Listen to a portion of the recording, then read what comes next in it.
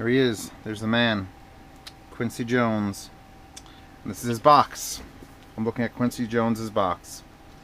And I'm looking at the back here where it says what it comes with.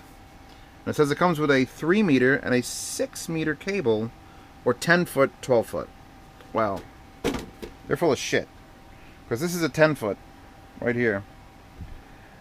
This is a 4 foot table and it goes over a foot in either direction, which means 5 and 5, which is a 10 foot cable. And this is the short cable. Look at the long cable. I didn't even open it up. I'm not going to bother. This is very much probably 6 meters, which is like a 20 foot cable. That's retarded. I'm sorry. But include a 10 foot cable as your long cable, and include a 4 foot cable as your short cable. And, you know, for $200 headphones, I would expect a little better build quality on these, because it's just, A, they don't have to be green. We're going to get over the color right away. Okay, they're green. Fine. Beats are bright colors. Everyone likes Beats. Let's go bright colors. And put a celebrity on the front. So, I guess Quincy Jones is better than Dr. Dre. And I guess green is better than red. Although not really. There's no sort of better. I think maybe blue. Chrome. Again, mini XLR, because these are AKGs. So we're going to plug this sucker right in. We'll plug it in the correct direction. That's number one. And here they are. Here are the Quincy Jones Q701s. In green. Not a horrible green. But you're definitely screaming, look at me and my damn headphones. Look at my headphones! They're so green! And the other thing you're doing when you buy these is you're going to start a bald spot. See, Quincy Jones, I think, has no hair. I can't quite tell, and I haven't seen a recent picture. I'm assuming he's lost all his hair. And because he's lost all his hair, he's devised this grand scheme as a supervillain to make everyone bald. And the way he's done that is by putting this headband. So if you look at this headband, there's your head on it. And you see how flat and level it is? And it's just sort of spring-loaded down. I've modified this, so keep in mind it's modified. There's like fingers on top of there that are filled with air or foam. And because of the shape of this, only 2 of those fingers in the middle just sit right on top of your bald or haired head and just do this all fucking day. And you want to kill yourself. And your head, my head hurt like someone hit me with, like, I don't know, a wiffle ball bat on top of my head. And I didn't know about this problem. I just got these headphones. I like breakfast cereal. Send them to me brand new. Amazon delivered them to me, and I'm going to send them to him after I've done this review. And I had no idea about this headphone pain problem. And I was just like, why is my brain hurt? And I realized it's just because there's 1, 2, 3, 4, 5, 6, 7, 8 default bumps, and 2 touch your skull. So everyone's looking for solutions. Everyone's out there trying to figure out how to make these headphones more comfortable. They're wrapping this whole thing. And nay. Frost King 3/8 inch foam rubber self-adhesive sealant tape. This is the stuff you put around like your air conditioning unit. So it's meant to stop water. So it's really resilient stuff. You know, you peel off the back. It's an adhesive tape. I had this roll forever, and I managed to find it on Amazon. I'll link it below. And I just took 5 strips, cut them to length so they don't stick out past, and then I 45'd them as best I could in a real hurry with a scissor. And they just stick right there now. So now, when you put these on, it just compresses everything, and then all of a sudden, it's the most comfortable headphone ever. Because the pads on this, these Suede pads are really nice. These velour pads, you know, they work. They're a little stiff. They'll break in, I'm sure. And they're almost big enough to be on ear for me. I have a huge, I don't want to say I have huge ears, but I have a huge issue when headphones touch part of my ear. And they went round, because AKG just does round. And right here, my lobe rests right there. And it's sort of just if it were an oval, it wouldn't do that. But it's round. But at least they're gigantic. At least they're gigantic. So that, you know, I respect a gigantic headphone. And now with that modification to the top, it is finally comfortable enough to wear. Well, now that we're done talking about how they look, green, how they feel, uncomfortable as fuck until you fix it. Let's talk about how they sound. Super open, just, you know, riddled with holes and openness. We're playing ghetto music at the car wash. So you put these on and you can hear, you get a slight muffling of real high frequencies, but this is not going to block out a crying baby or a television playing or your friend whispering 20 feet away. So if you want that to happen, closed, or play enough music through these that you can no longer hear. And that might be a little tough because these are some of the hardest headphones I've had to test and drive ever. I played them on my little Cowan player here. I put them in there, and at 50, which goes from 1 to 50 or 0 to 50, at 50 these headphones were like, I'm like, oh god. So got them here, got them in my Emotiva, and it's a fully digital volume, so I could tell you exactly what this pair of headphones and that pair of needed to get to my comfort level or my happy level. And where everything else has been either negative 20 decibels or negative 15 decibels, this can get to the positive values, 0 or above, and these start playing correctly. I really wish they wouldn't be playing that. I'm sure you could hear it just fine. Let's go to like -2. Yeah, -2 is still a little low. For those of you who want a little bit more of a reference, here's an O2 amp, and I can get damn near the top on low gain, and if I pop it on high gain, I can get about half and be comfortable. So, power! Power! They need power. Do not buy these if you plan... You do not buy them for portable use, unless you're going to carry around one of those, you know, like that. If that's what your player looks like, you've got this giant headphone amp DAC, you know, glued to your tiny little player, and you're willing to shove this son of a bitch in your pocket and wrap it up with rubber bands, fine. You know, you've earned the right to carry these around in public. But if you're just a human being and you've just got your phone or a Cowan or an iBasso that doesn't claim a billion million megawatts of power, don't for portable. Don't do it. Don't do it to yourself. These are sit down with your shit stack and listen headphones, or in my case the Emotiva, or that, or the SAP2 Pro, which I knew that was the first thing I plugged them into, and on my NVXs it goes to about 9 o'clock to be loud, you know, a little bit higher maybe, and those were way past half to get what I wanted out of them. So since this is the first hard pair of headphones, it shows the SAP2 can hack it. It can hack the hard-to-drive headphones. I'm sure they're still not as hard to drive as Hi-Fi-Mins, or, you know, fill in the blank for incredibly hard-to-drive headphones below. But, yeah, no mobile bueno. I guess no mobile bueno was sort of defined when they put a cable, when this is the short cable.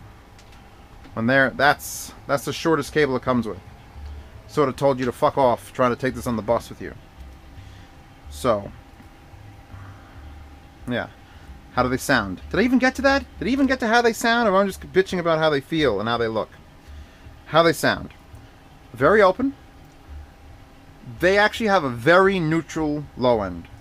They almost have the same neutrality as my Brainwaves SNGVXs, which is what I like. I like neutral. And you put these on.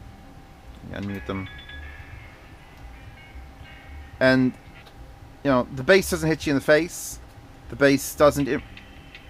bass is there. The bass almost sounds narrow. You know, you get a set of headphones, you get a wide soundstage. And usually everything is in the wide soundstage. But these... the bass itself seems like it's coming from the center. Instead of just, you know, a big cavernous echo. Which is what the mids and highs do. Whoa! Okay, maybe that's a little bit too loud for Marilyn Manson. Marilyn Manson doesn't fuck around. Shuffle, please.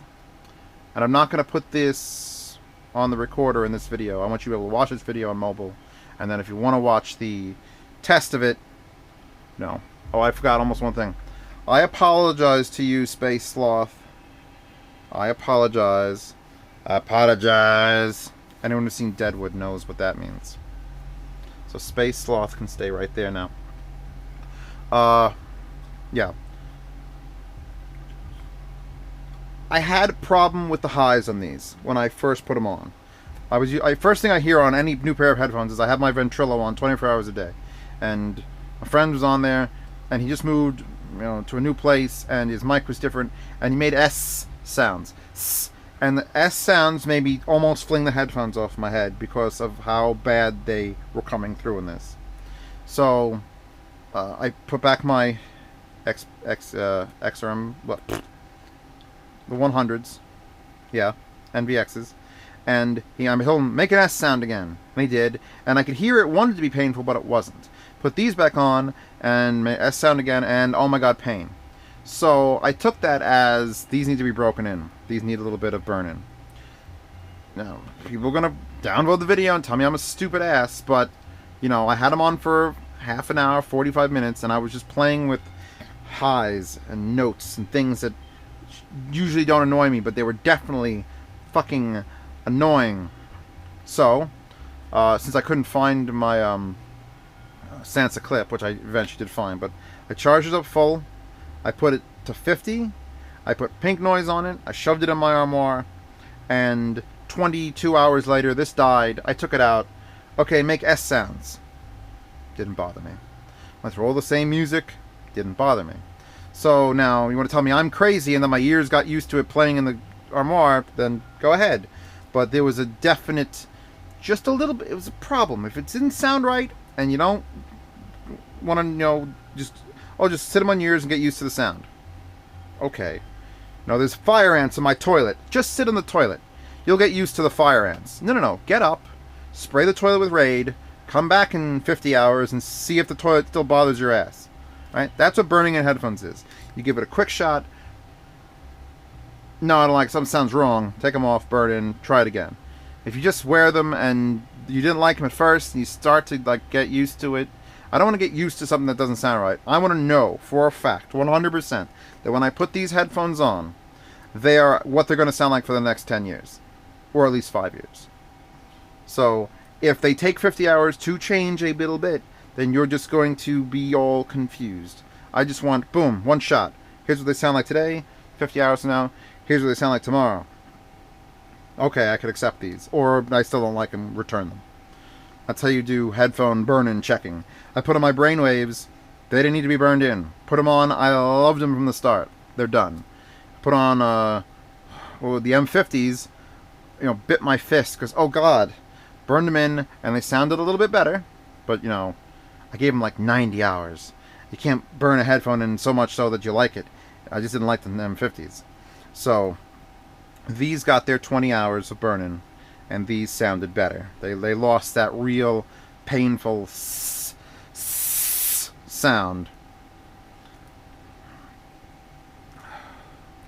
Yeah, highs are good, mids are good, bass is not lacking. The bass isn't lacking, but for $200 headphones in bright green, you'd expect more bass. These deliver a good open headphone bass sound. They don't murder you with it.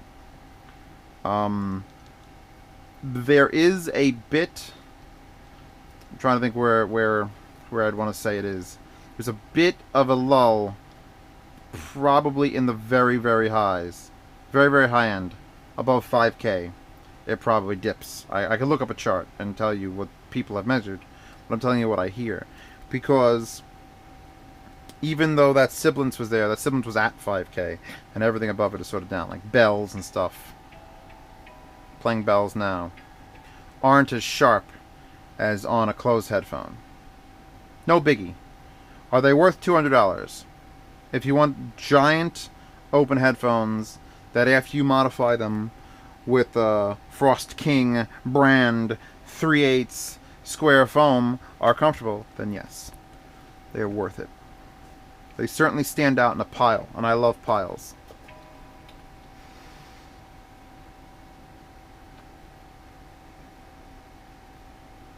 Soundstage is obviously wide. You know, if you got a pair of AKGs that are this open and this big, and they don't have a wide, gaping, you know, wide and gaping, that's the term, soundstage, then, you know, you're silly. You're a silly person. And a goose. Yeah. As far as build quality, that sort of movement, I was getting a little bit of a crunchy sound from it, but that went away. Whatever was breaking down in there, whatever holds the cone from rocking, that went away. I kind of don't like how this wire comes down. You see how low that is off the ear? And when I was wearing them, if I would look left, this would brush against. If I would look left, have my head slightly tilted, I'd constantly be hitting this against my shoulder. So don't look left. That's fine. That's a reasonable assessment of what you should and shouldn't do with these headphones. I'm sure that's in this book, is not to look left. It's a warranty card. And I'm going to put them on the recording rig in a secondary video. Screw that phone. No one important calls me. I'm going to put these on the recording rig. And once I do that, you'll be able to actually hear how open they are. Because I'm going to put them on, and I'm going to talk to it, and you're just going to be like, I'm going to talk to it, put them on, and talk to it. Super open. And I'm hoping I can capture a little bit of what makes these headphones sound so good, which is basically just clean, neutral low end and massive soundstage. If I can't capture that, then just trust me on it. So in the description is the second part of this video, which has all the copyrighted music that gets blocked on mobile, and it's probably going to be a link here. This is me making work for myself in the future, because annotations on YouTube are still a pain in the ass. And yeah, super not. Didn't come with a bag too. I should mention, I expected it to come with at least like a pouch, but there is zero about these that they want to tell you they're portable. Here's a 10-foot cable. That's your short cable. There's no bag. That's fine. The felt here, the velour, picks up every piece of dust in the room. It's just flying at it. I could see it. So get ready to clean that with like a lint roller all the time. If you have a dog, don't buy these with a dog.